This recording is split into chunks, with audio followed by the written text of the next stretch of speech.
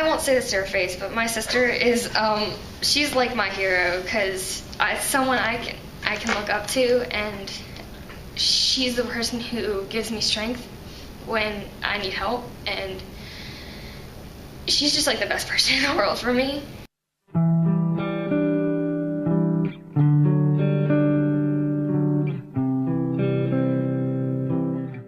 I was at a softball game. I used to play competitive, like really competitive softball, and I got out to run for one of the girls, and after I slid into third and I got out and I kind of got up, I was like, oh, my back kind of hurts. That feels kind of weird. The next morning she got up unable to walk at all and had to crawl into my room to get me because she was in such amazing pain. It was one of the most terrifying experiences I think I've ever had in my entire life. It was a 2-year process from that moment to the moment of diagnosis. All these different doctors and everyone was like, oh, I have no idea, I did so much physical therapy, and everyone's like, oh, you just pulled a muscle, you pulled a muscle. And finally I went to one doctor and he's like, well, do any of your other joints hurt? I'm like, you know, my fingers hurt sometimes, my toes hurt sometimes. And he started asking the right questions and he said, she has juvenile arthritis.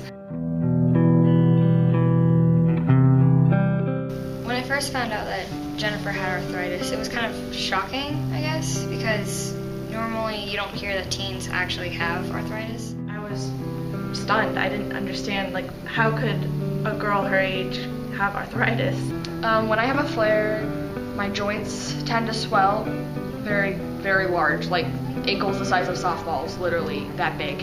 And they get very stiff and I'm unable to move them. And when I move, it feels like this really tugging, kind of like, oh, if I do that, I'm gonna rip something pain. The emotional part of this has been the most difficult thing that we have to deal with, because we try to deal with the pain, we try to do the things that we can do to manage the pain, but managing her emotional state is even more difficult. Some of the treatments for that are needles that are about this long, that when she gets an injection it stings for over 15 minutes. You know, nobody likes to get shots.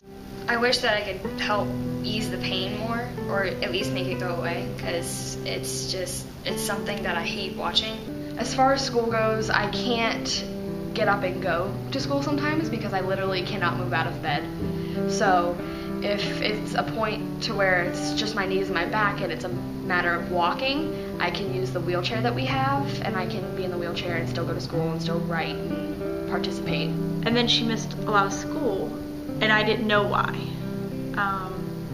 And then through talking to her, I realized that she had arthritis. And with that, my first reaction was, okay, there's no way this kid's gonna be able to do this. There is no way. She has missed so much school. So much so that I went to her and said, honey, why don't you take this next semester? And she said, oh no. And she stayed. And not only did she stay, she ended up with an A. There was one time when I wasn't in a wheelchair, but I did have my braces on both of my knees because my knees were hurting. And I had to use the elevator because I physically could not walk up the stairs. And I had one of my best friends with me. And we got in the elevator, and I clearly remember kids outside the elevator like, oh, why do you get to use the elevator? There's nothing wrong with you. And just getting in the elevator, the door shutting, and just bawling because no one really got it. And I had to like hear these things when she came home from school, and it's like, you shouldn't be treating my sister that way. It's something that a sibling shouldn't have to hear about their sibling, because it's like, I want to be there and protect her from people who are just saying awful things to her, and it's difficult because people like make fun of her, and it's like, you can't make fun of her because it's something that she has no control over. I'm very optimistic, and I don't worry about those people. Those people don't know me. I don't need to be friends with those kinds of people.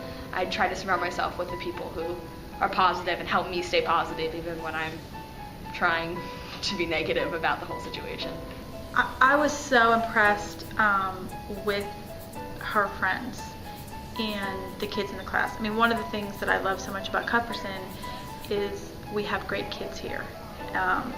Jennifer's support group seemed to be extraordinary. Jennifer's treated as any other girl in school is treated. Everyone loves her. She's the nicest person. You can't not love her when you meet her because she just gives off that nice, friendly vibe. She doesn't have have anyone who really doesn't like her, I don't think. I see myself getting a degree in psychology because that's just what I love to do. I want to feel like I've accomplished something and made someone's life better.